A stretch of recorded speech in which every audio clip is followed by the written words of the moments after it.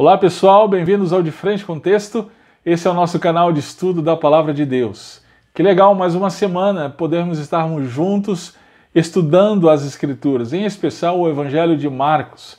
A nossa oração tem sido que a Palavra de Deus cumpra o propósito do Senhor para com as nossas vidas. Uma pergunta para começar a nossa reflexão de hoje. Pensa bem. O que você faria se recebesse a notícia de que tem poucas horas de vida? E para piorar a situação, você descobriu que alguém muito próximo a você o traiu. E essa traição se deu pela oportunidade de ganhar dinheiro. Como você reagiria a isso? Bem, eu acredito que, assim como eu, você ficaria desesperado, não é mesmo? Com medo, com raiva. Seria um misto de emoções, de sentimentos. Bem, estudando Marcos, nós chegamos nos momentos finais do ministério terreno de Jesus. Jesus tinha total conhecimento do que estava por acontecer, ou seja, a sua morte terrível. E diferentemente de nós, que ficaríamos deprimidos, questionando a Deus, Deus, por quê? Jesus mostrou total controle sobre a situação. Por que Marcos faz questão de mostrar isso para a gente? Qual o significado disso? Como essas narrativas, a narrativa da traição, a narrativa do contraste entre a rejeição dos líderes religiosos e a unção de Jesus por parte de uma mulher e a ceia do Senhor, como essas narrativas se relacionam e como elas tem a ver conosco, como a missão de Jesus e o entendimento dessa missão pode mudar o nosso dia a dia. Eu quero te convidar mais uma vez a separar um tempo nessa semana e estudar juntamente conosco a Palavra de Deus. Queridos, nós estamos vivendo dias cada vez mais difíceis e somente a Palavra do Senhor pode nos dar a firmeza necessária para enfrentarmos os desafios dos nossos dias. Então vem comigo, vamos para De Frente com o Texto. Muito bem, gente. Depois que Jesus proferiu o sermão escatológico, que estudamos na semana passada, ele celebrou a Páscoa com seus discípulos. Foi uma ocasião cheia de emoções, conforme veremos no texto de hoje. Esse texto tem 3 partes. Verso 1 ao verso 9, a ocasião em que uma mulher ungiu Jesus com unguento. Verso 10 e 11, a ocasião em que Judas foi aos principais sacerdotes para entregar Jesus, e o verso 12 até o verso 26, a ceia da Páscoa. Vamos então começar aqui pela primeira narrativa, da mulher que ungiu Jesus com unguento. Vamos ler, verso 1 ao verso 9 diz assim: Dali a 2 dias era a Páscoa, e a festa dos pães ázimos. E os principais sacerdotes e os escribas buscavam como o prenderiam com dolo e o matariam. Mas eles diziam, não na festa, para que porventura não se faça alvoroço entre o povo. E estando ele em Betânia, assentado à mesa em casa de Simão o leproso, veio uma mulher que trazia um vaso de alabastro com unguento de nardo puro, de muito preço, e, quebrando o vaso, lhe derramou sobre a cabeça. E alguns houve que em si mesmos se indignaram e disseram, para que se fez este desperdício de unguento? Porque podia vender-se por mais de 300 dinheiros e dá-lo aos pobres. E murmuravam contra ela. Jesus, porém, disse, deixai-a, por que a molestais? Ela fez-me boa obra, porque sempre tendes os pobres convosco e podeis fazer-lhes bem quando quiserdes. Mas a mim nem sempre me tendes. Esta fez o que podia, antecipou-se a ungir o meu corpo para a sepultura. Em verdade vos digo que em todas as partes do mundo onde este evangelho for pregado, também o que ela fez será contado para a sua memória. Gente, o texto começa no verso 1, nos informando que a ocasião era a Páscoa, que dava início ao período de 7 dias de celebração da festa dos pães ázimos, ou sem fermento. Ambas as festas celebravam a libertação do povo de Israel do Egito. Em seguida, o texto nos diz que os principais sacerdotes e escribas buscavam uma forma de prendê-lo e matá-lo. A intenção deles de matar Jesus não era recente. Marcos nos informa a respeito disso desde o início do Evangelho, no capítulo 3, verso 6.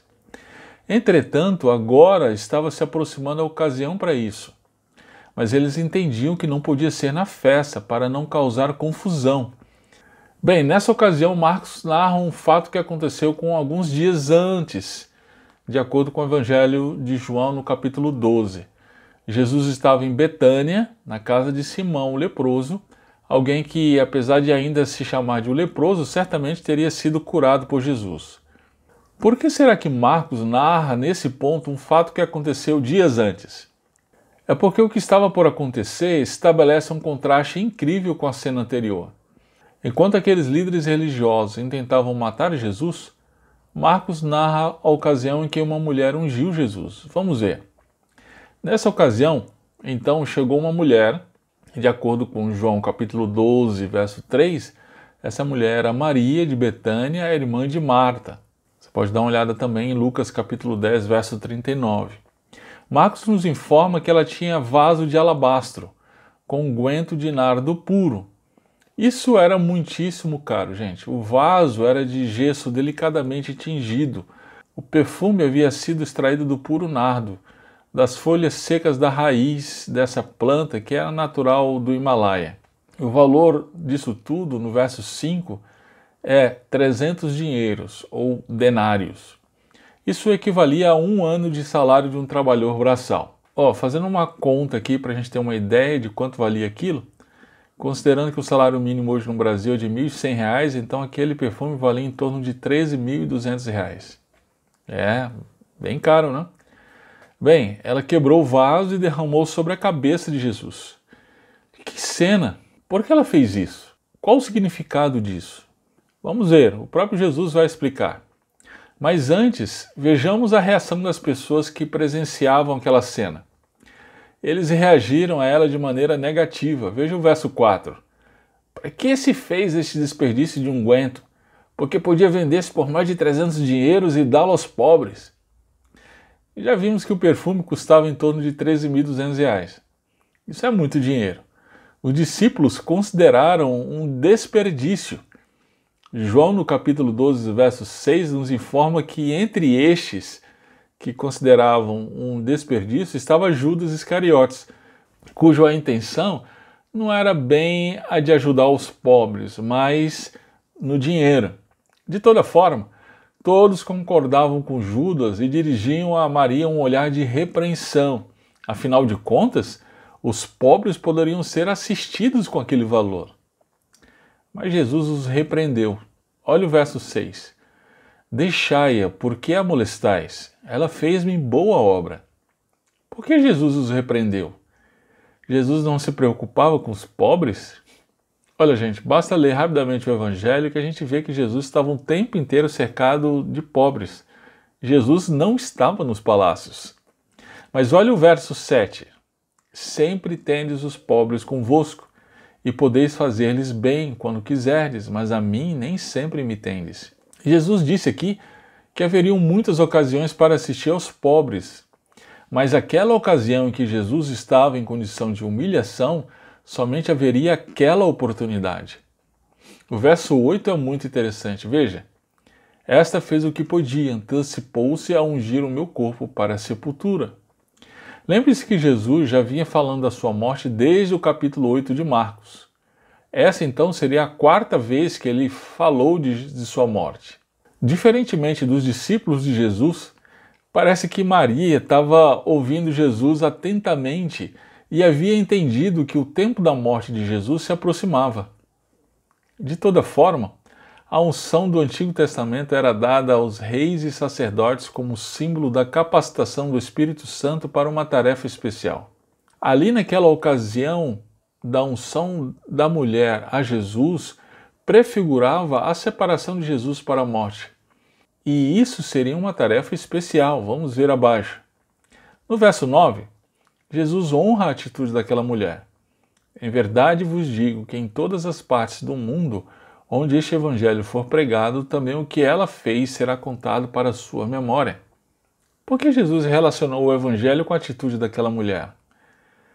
porque é essa atitude que Jesus espera daqueles que creem nele. Diante do seu amor revelado em sua morte na cruz, devemos nos dirigir a ele em total dedicação, dedicando a ele o que temos de mais precioso, dando a ele todo o nosso coração e alma. Muito bem, a segunda parte da narrativa é o verso 10 e 11. Vamos ler. E Judas Iscariotes, um dos 12, foi ter com os principais sacerdotes para lhe entregar. E eles, ouvindo-o, folgaram e prometeram dar-lhe dinheiro, e buscavam como o entregaria em ocasião oportuna. Essa parte tem conexão com o verso 1.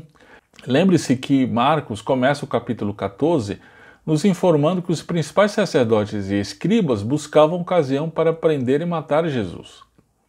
Ambas as narrativas fazem forte contraste com Maria, que unge Jesus. Bem, está chegando a ocasião. Judas Iscariotes, um dos 12 apóstolos, procurou sacerdotes e escribas para entregar Jesus, e isso por dinheiro. De acordo com Mateus, foram 30 moedas de prata. O relato de Lucas ainda acrescenta que Satanás entrou em Judas. Isso é bem interessante. Perceba que Satanás entra em Judas e este não fica gritando e esbravejando. Ele vai trair Jesus. Uma pergunta curiosa é: por que Judas traiu Jesus? É difícil a gente saber, gente. Possivelmente porque ele se decepcionou profundamente com Jesus.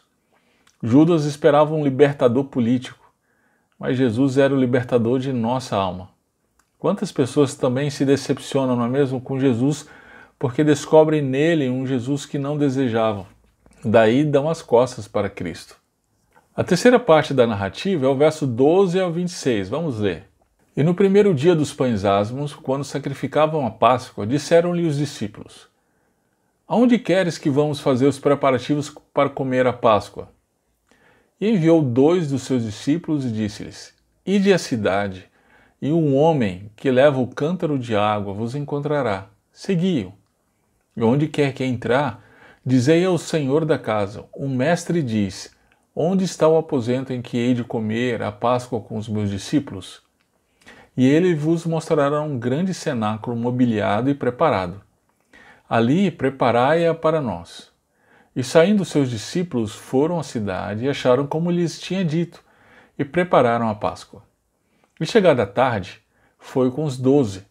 E quando estavam sentados a comer, disse Jesus: Em verdade vos digo que um de vós que comigo come, há de trair-me. E eles começaram a entretecer-se e a dizer-lhe um após outro: Sou eu? E outro disse: Sou eu? Mas ele respondendo disse-lhes: É um dos 12 que põe comigo a mão no prato. Na verdade, o Filho do Homem vai como dele está escrito, mas ai daquele homem por quem o Filho do Homem é traído. Bom seria para o tal homem não haver nascido. E comendo eles, tomou Jesus pão e, abençoando-o, partiu e deu-lhe e disse: Tomai, comei, isto é o meu corpo. E tomando o cálice e dando graças, deu-lhe, e todos beberam dele, e disse-lhes: Isto é o meu sangue, o sangue do Novo Testamento, que por muitos é derramado. Em verdade vos digo que não beberei mais do fruto da vide até aquele dia em que o beber, novo no reino de Deus. E tendo cantado o hino, saíram para o Monte das Oliveiras. Perceba então que chega a ocasião da Páscoa. De acordo com Êxodo 12, a Páscoa foi instituída na ocasião da morte dos primogênitos no Egito. Naquele momento, cada família deveria sacrificar um cordeiro e aspergir o sangue sobre os umbrais da porta da casa. Essa ocasião foi definitiva para a libertação do povo de Israel do Egito. A partir de então, todo ano Israel celebrava a Páscoa. O que é muito interessante é que esse evento de Israel, na verdade, apontava para algo muito maior que estava por acontecer. Deus enviaria seu Cordeiro para a libertação do pecado que nos escraviza, de todo aquele que nele cresce. Foi exatamente isso que João Batista disse quando viu Jesus. João Batista disse: Eis o Cordeiro de Deus que tira o pecado do mundo. Muito bem. Então é muito significativo que Marcos nos informe que aquela ocasião era a Páscoa. Nessa ocasião acontece a última ceia. Vamos ver o que Marcos nos diz. Os discípulos perguntaram a Jesus a respeito dos preparativos para a Páscoa. No verso 13, Jesus lhes dá instruções específicas. Isso nos faz lembrar a ocasião da entrada triunfal de Jesus em Jerusalém. Está lembrado? Nós já estudamos esse texto. Lembra que Jesus também deu instruções a seus discípulos a respeito do jumentinho? Pois é, por que será que Marcos faz questão de narrar esse tipo de acontecimento, hein? Parece que a intenção é mostrar mais uma vez que o que estava por acontecer seria sob total controle e determinação de Jesus. Ele não foi preso e morto por causa da frustração de seus planos. Não, absolutamente. Como Cordeiro Pascual, ele se ofereceu pelos nossos pecados. Muito bem, então tudo ocorreu como Jesus havia instruído. Na hora da ceia, Jesus rompeu o silêncio com uma afirmação chocante. Olha o verso 17. Em verdade vos digo que um de vós que comigo come há de trair-me. Havia um traidor entre eles. Eles não sabiam, ficaram perguntando-se quem seria.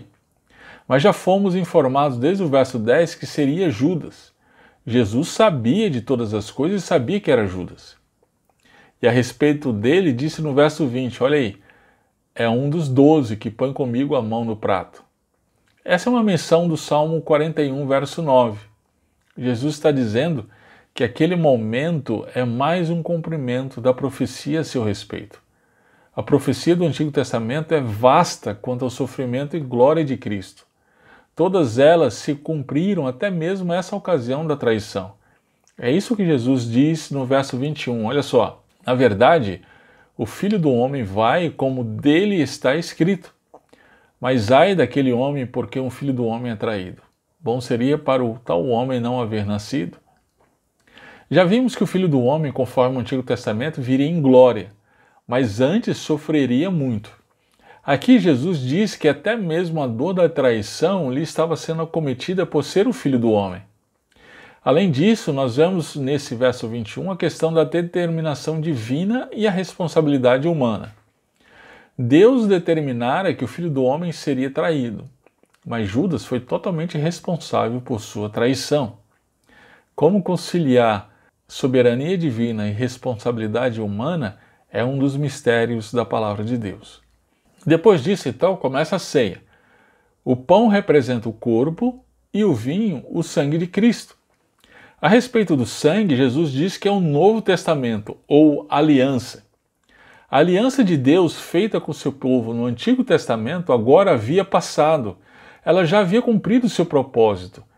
A antiga aliança existiu para apontar para aquela perfeita que estava por vir, e agora havia chegado a ocasião da nova aliança. Perceba também que Jesus diz que esse sangue é derramado por muitos. Por que será que Jesus diz por muitos e não por todos, hein? Porque o seu sacrifício é exclusivamente para aqueles que nele creem. Isso é bem importante notar. No verso 25, Jesus diz, não beberei mais do fruto da vide até aquele dia em que o beber novo no reino de Deus. O que isso significa? Aqui é mais uma promessa de Jesus que deveria nos deixar cheios de esperança, gente. Jesus promete que tomará a ceia novamente no reino de Deus. Aqui, Jesus refere-se ao reino em seu sentido escatológico, preste muita atenção nisso. Nos tempos do fim, Jesus virá para buscar o seu povo, como vimos Jesus ensinar no capítulo anterior. Ele diz que nessa ocasião haverá grande ceia com o seu povo. É a isso que se refere Paulo em 1 Coríntios 11, 26. Olha só, porque todas as vezes que comerdes este pão e beberdes este cálice, anunciais a morte do Senhor, até quando? Até que ele venha. A ceia, então, é um privilégio do povo de Deus que a celebra rememorando o que Cristo fez por nós. Então, esse é o elemento passado da ceia, mas também tem o elemento futuro. O povo de Deus celebra a ceia renovando a esperança de que em breve o Rei virá para nos buscar e cearemos com ele. Amém. O verso 26 diz que cantaram um hino e saíram para o Monte das Oliveiras, e na próxima semana veremos o que aconteceu lá. Muito bem, diante de tudo isso, então, a mensagem central do texto é a seguinte: Jesus é o Cordeiro da nova aliança. Ou o rejeitamos ou o adoramos. Diante disso, vamos pensar em algumas coisas específicas relacionadas a nós. É isso aí, pessoal. Diante do texto que acabamos de estudar, não tem outra coisa a não ser adorar o nosso bom Deus. Sim, Deus é todo-poderoso, amoroso, bondoso. Ele tem todas as circunstâncias sob o seu controle e todas as coisas acontecem de acordo com o seu plano eterno. Esse é o Deus que nós servimos. Diante do que nós temos vivido nesses dias, tantas incertezas, nós precisamos nos lembrar, precisamos lembrar a nossa alma todos os dias quem é o nosso Deus. Porque só assim a gente consegue seguir em frente, firmes na visão de quem é Deus. Que segurança tem aqueles que foram transformados pelo nosso Senhor Jesus Cristo. Agora, que contraste incrível entre a atitude dos líderes religiosos, Judas e Maria, não é mesmo? Uns rejeitaram Jesus ao ponto de procurar matá-lo. Judas o traiu por não ver nele o que desejava, mas Maria o honrou, o adorou, dedicando a ele o que tinha de mais precioso. Gente, já estamos todo esse tempo estudando o Evangelho de Marcos. Já entendemos que Jesus é Deus, que se fez homem, que veio para trazer redenção para os nossos pecados. Então, cabe aqui uma pergunta: qual tem sido a nossa atitude para com ele? De rejeição? De afastamento por ele não fazer o que nós esperamos? Ou de completa dedicação a ele, o Rei dos Reis, mesmo quando nós não entendemos o caminho que ele nos propõe? Afinal, ele é o Rei Todo-Poderoso. Então eu quero convidar você a honrar a ele, entregando a ele tudo o que você é e tudo o que você tem, o que é de mais valioso para você. Não somente os seus bens, mas toda a sua família, filhos, sonhos, projetos. Entregue tudo a ele. Agora uma pergunta que a gente precisa encarar de frente. Diante de uma cultura da pós-verdade, onde os valores se flexibilizaram, o mal não é tão mal e o bem tem sua face sombria, a pergunta é: será mesmo que precisamos de perdão? Afinal, não somos tão ruins assim e nossas atitudes são produtos do meio, não é mesmo? Isso é o que tem sido ensinado em nossa sociedade dia após dia e está impregnado em nós de alguma forma. Todavia, assim como o que pensamos em relação ao sol não afeta em absolutamente nada a sua realidade, da mesma forma, apesar de nossa cultura ter nos ensinado a negar a existência do pecado, a realidade permanece. Somos desesperadamente pecadores. Sim, nós ofendemos ao Deus totalmente santo e bom. E a única esperança é a salvação que Ele mesmo nos oferece em seu infinito amor, ou seja, o Cordeiro de Deus, Jesus Cristo. Na morte de Cristo, nós temos o perdão para os nossos pecados. Somente por meio de Cristo, nós somos aceitos por Deus. Assim, rejeitando a Cristo, nós rejeitamos o perdão que Deus nos oferece e seguimos em rebeldia. Mas, confiando somente em Cristo, nós somos libertos do verdadeiro tirano. Quem? O nosso próprio coração. Esse é o verdadeiro tirano que nos assola dia após dia e nos mantém encarcerados. Mas celebremos! Deus enviou o seu Cordeiro para a nossa libertação, Jesus Cristo. É isso aí, gente. Por hoje ficamos por aqui. Aqui embaixo na descrição do vídeo você vai encontrar os links para as nossas redes sociais. Se você ainda não segue as nossas redes sociais, está aqui os links.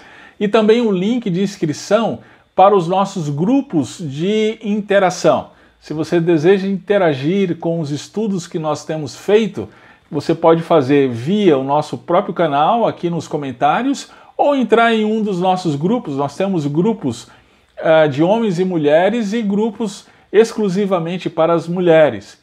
Nós temos tido encontros regulares com mulheres. A minha esposa tem liderado esses encontros e tem sido bênção. Se você é mulher, está nos acompanhando e gostaria de fazer parte desses grupos, dá uma olhada aqui no link na descrição do vídeo e você vai ter acesso então a esses grupos. Tá ok? Gente, Deus abençoe. Até a próxima semana, se Deus assim permitir.